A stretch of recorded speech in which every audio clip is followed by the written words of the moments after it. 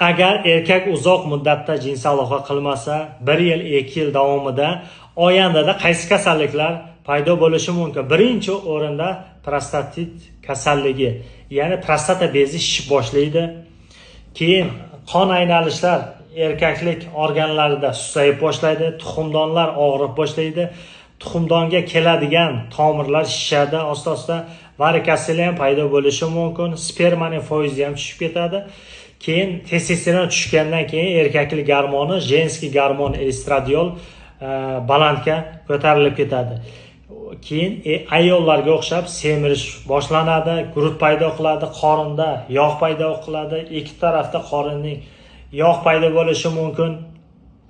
Asta-asta saxin diabet paydo bo'ladi. Saxin diabet paydo bo'lgandan keyin yurakka bog'liq kasalliklar paydo bo'ladi.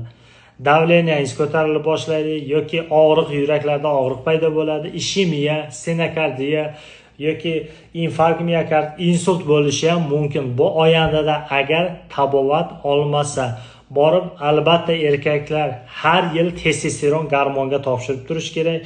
Testosteronni ko'tarib yurgan erkaklarda 15 yil, 20 yil umuman kasallik bo'lmaydi. Xususan prostata bezi shishmaydi.